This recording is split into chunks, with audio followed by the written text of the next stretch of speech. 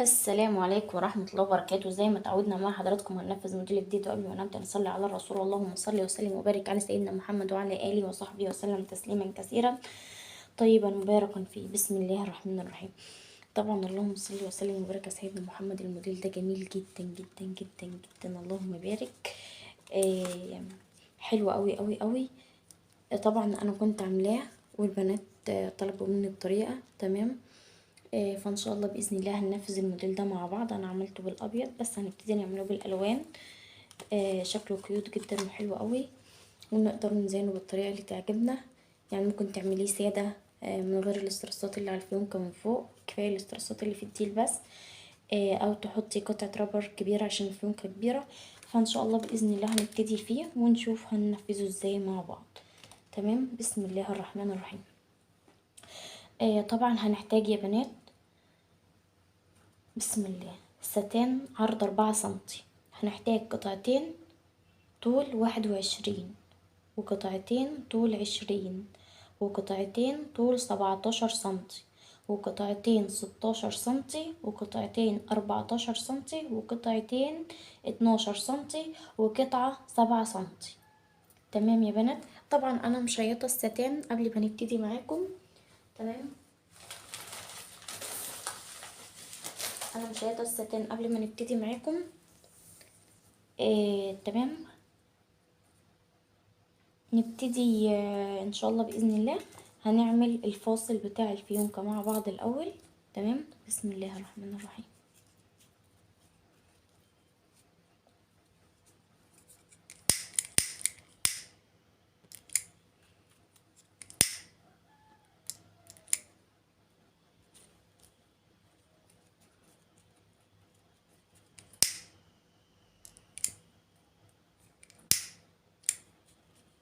بالطريقه دي يا بنات عملنا 3 بالجزء ده، مش هنعمل التانيين كده، هنعكسها الجنب التاني بالطريقه دي. طبعا انا عملتها كذا مره معاكم على القناه. تمام. ده هيكون معانا الشكل الفاصل بتاع الفيونكة. هنبتدي هنركن المقاس ال 12 وال 14 وال 16 على جنب حاليا. تمام. وال21 برضو هنركنهم على جنب حاليا. هنشتغل معاكم بال17 وال20 سنتي حاليا. تمام يا بنات.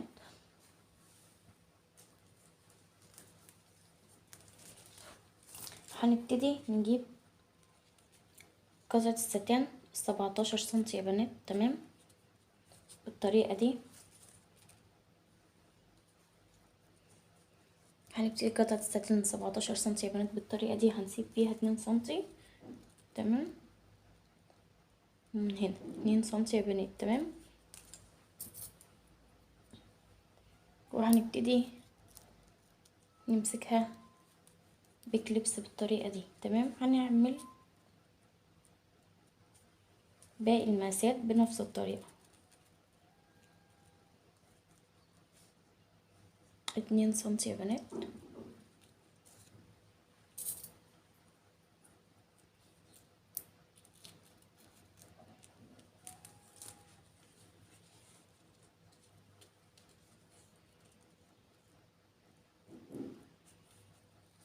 والمقاس 20 بنفس الطريقة برضو يا بنات. تمام.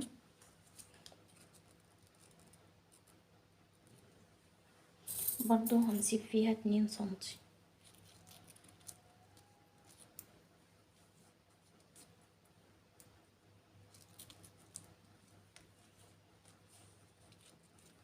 والفيونكة التانية بنفس الطريقة يا بنات هنسيب برضو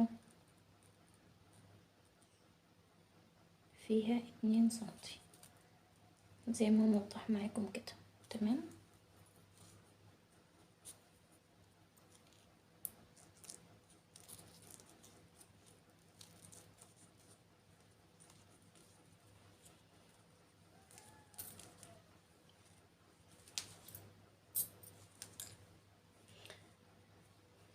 طبعا معانا الإبرة والخيط والمقص بتوعنا يا بنات. تمام. وهنحتاج كليبس 5.5 سنتي كده. ده المقاس 20 وده المقاس 17. تمام يا بنات. هنبتدي بتمنى يكون الفيديو واضح معاكم يا بنات. تمام، هنبتدي نجيب الجزء ده كده. تمام،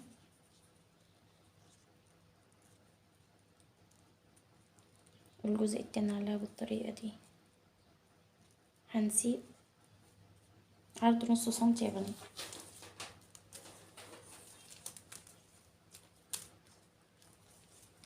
هنسيب عرض 0.5 سنتي. تمام، اتمنى يكون واضح معاكم. وهنمسك بالكليبس بالطريقة دي. تمام يا بنات.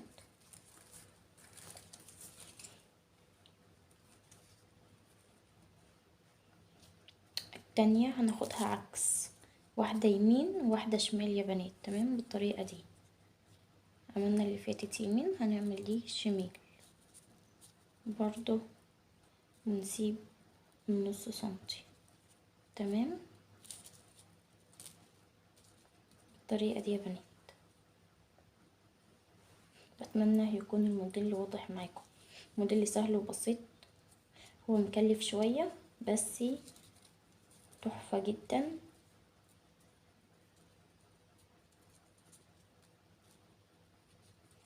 هنبتدي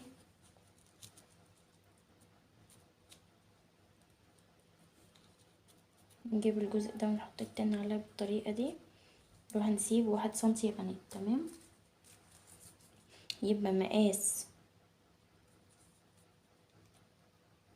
1 سنتي. مقاس 17 سنتي هنسيب فيها 0.5 سنتي، وال20 سنتي هنسيب فيها 1 سنتي يا بنات. تمام، بالطريقة دي. هنبتدي ناخد القطعة التانية على الجنب التاني برضو، ونسيب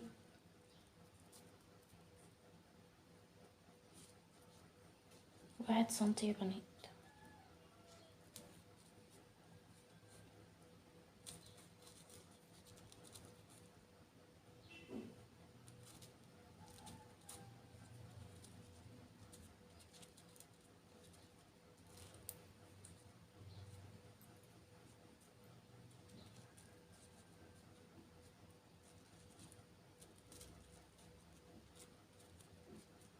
بالطريقة دي يا بنات.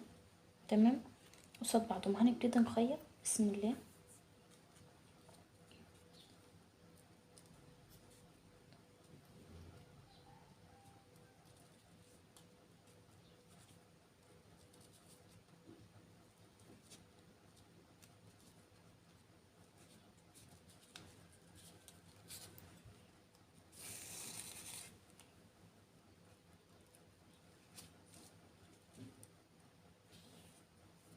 ونبتدي نثبت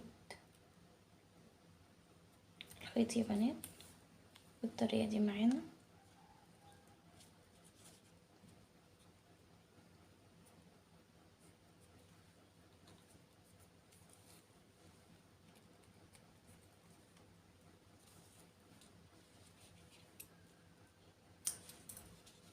كده نكون خيطنا اول قطعة.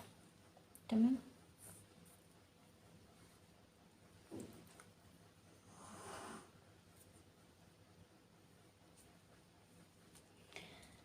طبعا كان في بنات بتتكلم عن التسويق، عايزة تعرف تسوق ازاي لو هتبدأ المشروع.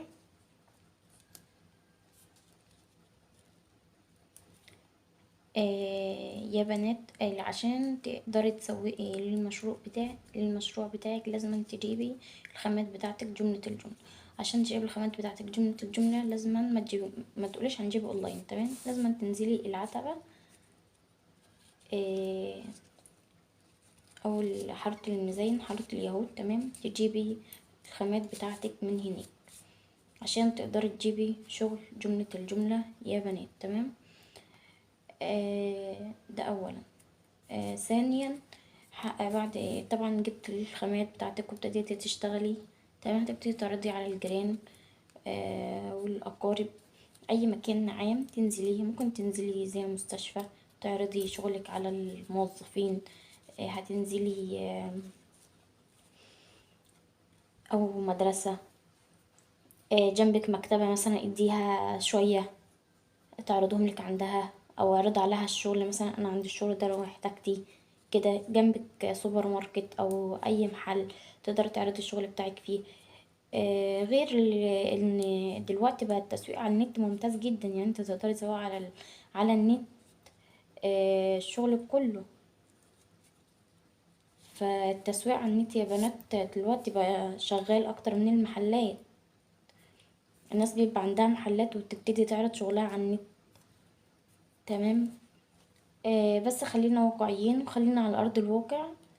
هتنزلي العتبة، هتسوقي في العتبة شغلك في المسكي، في حارة اليهود وحارة المزين والكلام ده كله. تمام يا بنات. طبعا ده كله هيبقى مرمطة وتعب طبعا عشان تقدري تنزلي شغل العتبة او حارة المزين. فانت عايزة تجيبي شغل جملة الجملة يا بنات، فهماني؟ فيا رب اللي تكون طلبت ان انا اتكلم عن التسويق تكون فهمتني. آه،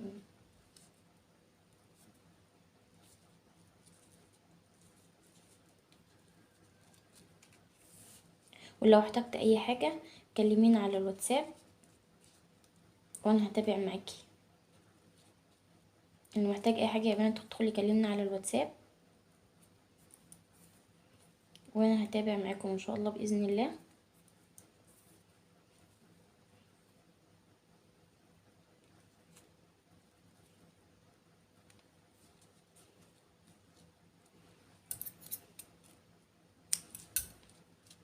الطريقة دي يا بنات نكون خيطنا الجزء ده. تمام. هنبتدي نجيب الشمع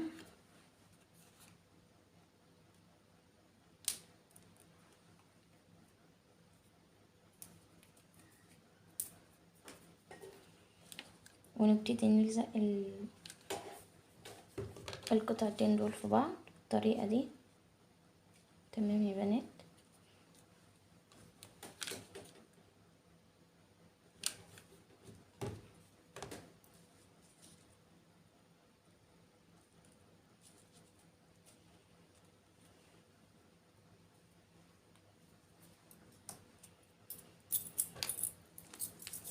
هنبتدي نجيب القطعتين طول 21 سنتي.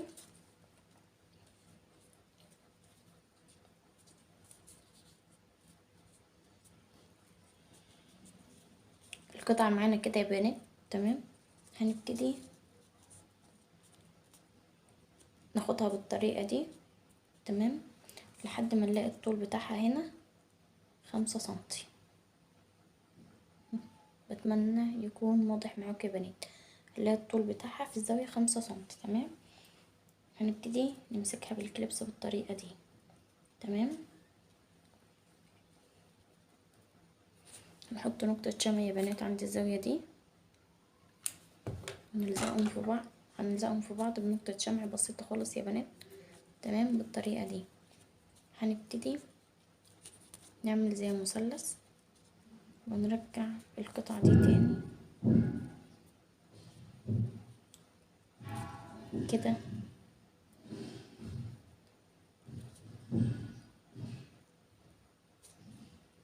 على الزاوية اللي احنا عملناها في الاول بتاعة المثلث. تمام يا بنات.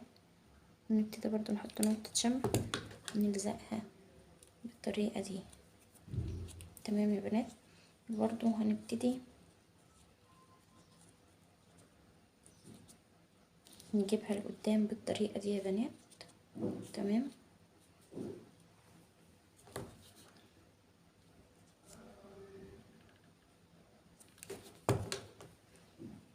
ونبتدي برضو نعملها بنقطة شمع بالطريقة دي. تمام يا بنات. كده نكون خلصنا اول قطعة. هنعمل برضو القطعة التانية هتبقى عكس يا بنات. تمام. احنا عملنا التانية كده، لا دي هتبقى عكس بالطريقة دي. هنبتدي نسحب الستان كده لحد ما يوصل معانا ل5 سنتي بالطريقة دي يا بنات.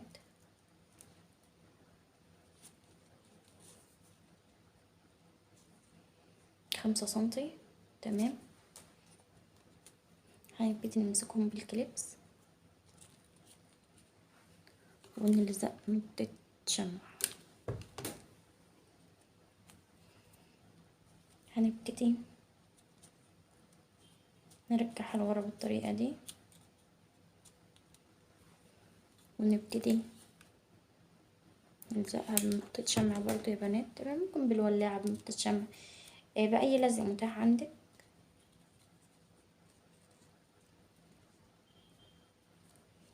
تمام يا بنات.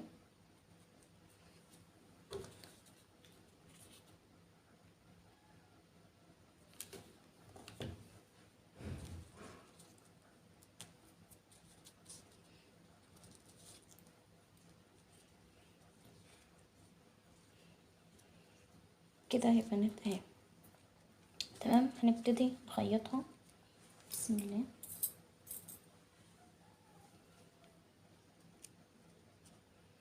هنخيط من اول هنا يا بنات.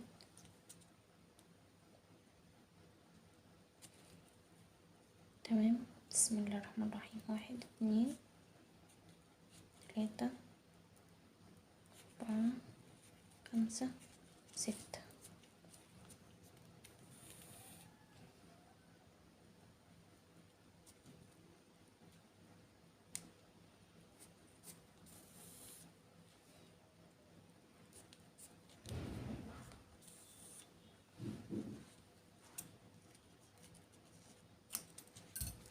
كده بقيت نكون خيطنا اول جزء معانا. تمام، بالطريقة دي هنبتدي نخيط الجزء التاني.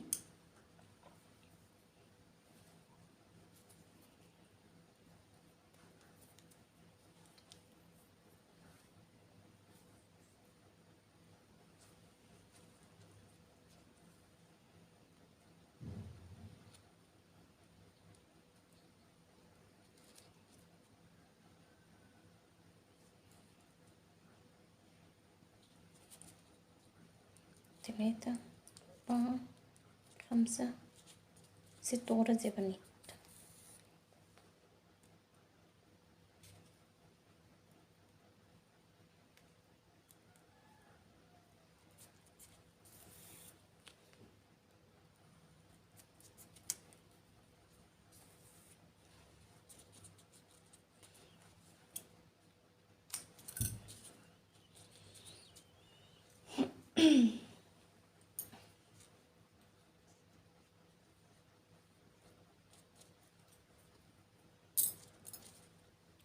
طبعا يا بنات هنبتدي نجيب قطعة جوخ نمسك بيها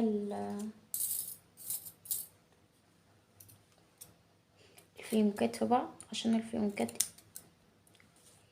جزئين فما ينفعش نسيبها كده، هتبقى سهل ان هي إيه تتقسم نصين بسهولة. فقطعة الجوخ دي بتمسكها في بعضها وبتثبت الشغل بتاعنا. تمام، بالطريقة دي يا بنات. وهنجيب برضو الجزء التاني بنفس الطريقة. قطعة جوخ بسيطة خالص يا بنات، هي دوبك بس نمسك الجزئين دول في بعض بالطريقة دي بس كده خلاص. هنبتدي نلزق الجزئين دول في بعض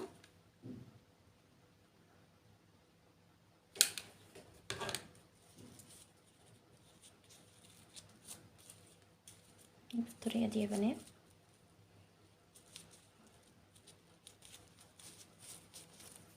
كده خلصنا الفيونكة بتاعتنا الجزء اللي فوق. تمام، هنبتدي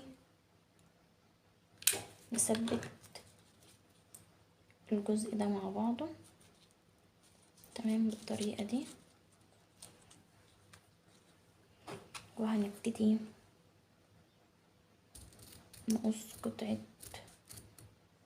القطعة الزيادة اللي هنا. تمام،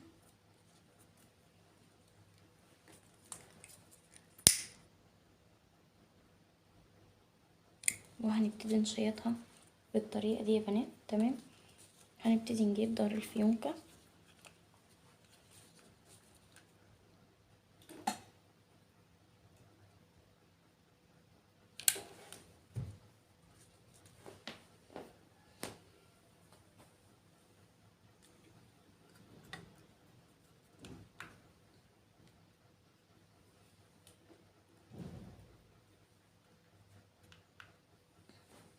طبعا. اسفة يا بنات الرنجلات فصل مني.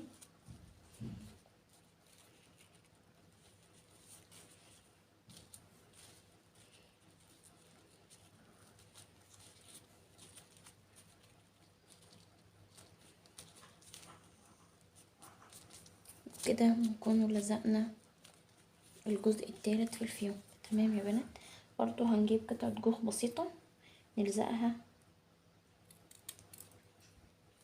في الجزئية اللي هنا معانا علشان ما تفكش مننا يا بنات. تمام بالطريقة دي.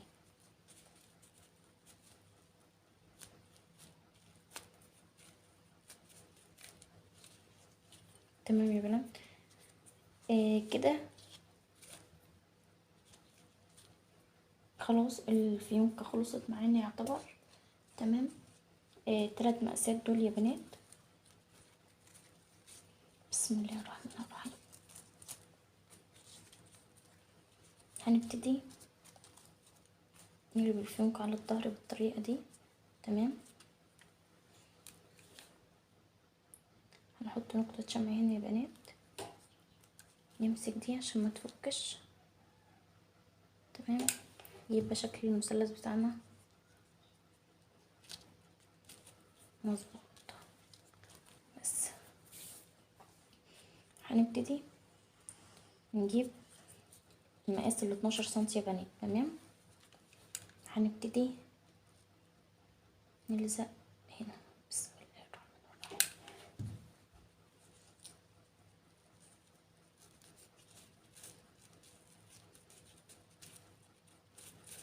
تمام يا بنات، بالطريقة دي هنبتدي نلزق اول قطعة. تمام، وفي الجزء التاني هنلزق القطعة التانية. بدأنا بمقاس 12 يا بنات، اصغر مقاس معانا. تمام، اللي هو 12 سنتي بالطريقة دي.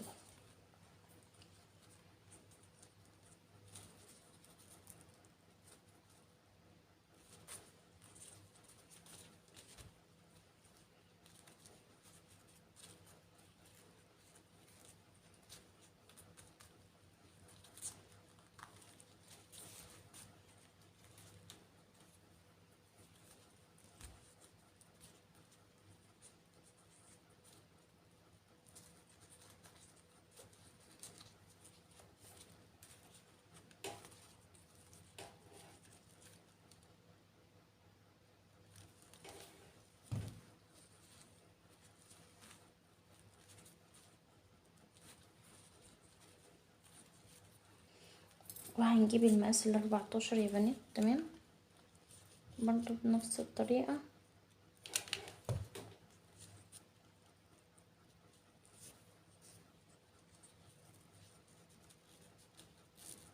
ونلزقها.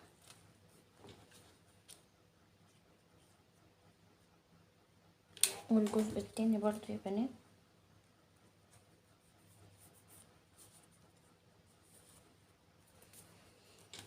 واخر مقاس معانا اللي هو المقاس 16.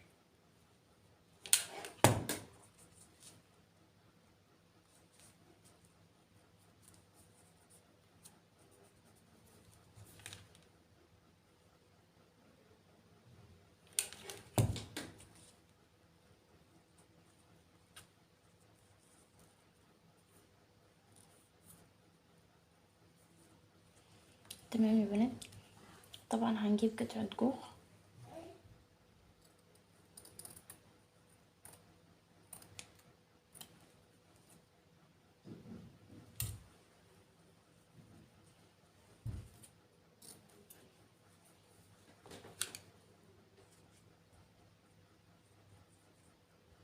عرض 1 سنتي يا بنات وطول 3 سنتي. قطعة الجوخ عرض 1 سنتي وطول 3 سنتي، بس بحيث ان احنا نمسك الجزئين دول في بعض بالطريقة دي، زي ما قلت لكم عشان نتأكدوا ان الفيونكة ما تفكش. تمام، بالطريقة دي هنبتدي نلزق الكليبس على قطعة الجوخ. نحط كمية شمع مناسبة يا بنات. تمام، عشان نتأكد ان الكليبس ماسك كويس. تمام يا بنات، بالطريقة دي نكون خلصنا الفيونكة بتاعت النهاردة. تمام،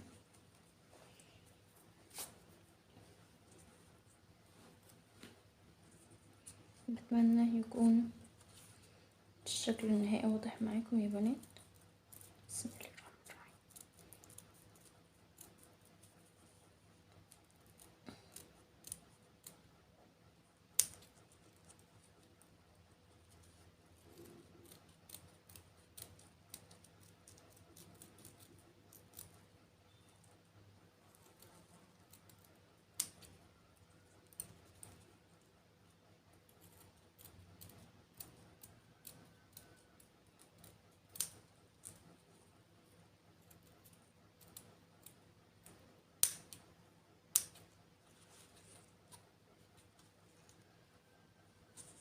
وبكده يا بنات بنعمل الشكل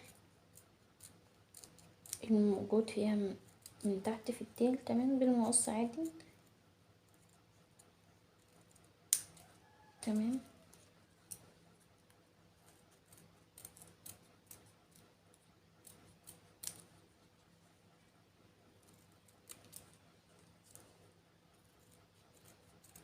بتمنى يكون واضح معاكم في الفيديو.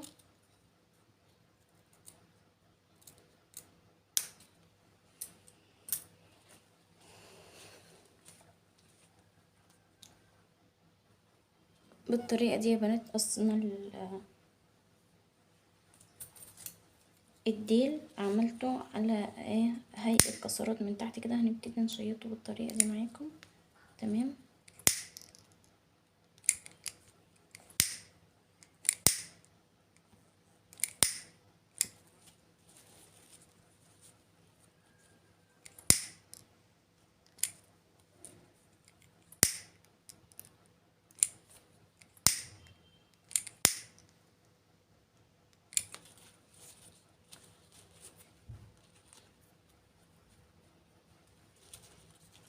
كده الشكل بتاعها يا بنات في النهائي. هنبتدي نجيب الفاصل بتاعنا ونقفل الفيونكة نشفت، تمام.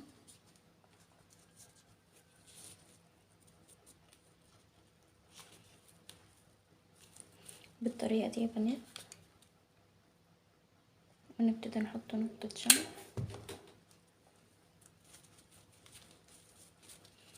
بتمنى الموديل يعجبكم، وكل اللي يسمع الفيديو يعمل متابعة ولايك علشان خاطر يوصلكم الفيديوهات الجديدة.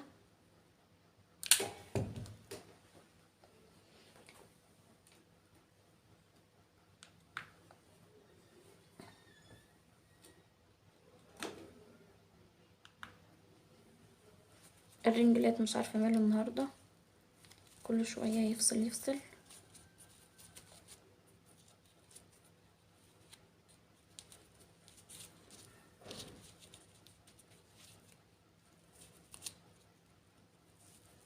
وبكده نكون خلصنا. طبعا يا بنات انا خلصت الموديل، اللهم بارك، جميل جدا جدا جدا، وينفع لشغل العيد جدا، شكله مبهج، تمام. وبالالوان بتاعته اللهم بارك، هيبقى بالالوان الفواتح جميل جدا للعيد يا بنات. طبعا انا عملته بالابيض وباللون الفوشيا بس. شكله كيوت جدا جدا يا بنات زي ما واضح معاكم في الصورة. ده الشكل النهائي للموديل بتاعنا. تقدري تنفذيه بالشكل اللي يعجبك. تقدري كمان تستخدمي عليه دايموند او قطعة رابر. تقدري تعمليه بالشكل اللي يعجب حضرتك. طبعا بشكركم جميعا على المتابعة والدعم، وبتمنى كل اللي يشوفوا الفيديو يحط لايك وكومنت. ودمتم في رعاية الله وحفظه، والسلام عليكم ورحمة الله وبركاته. مع السلامة.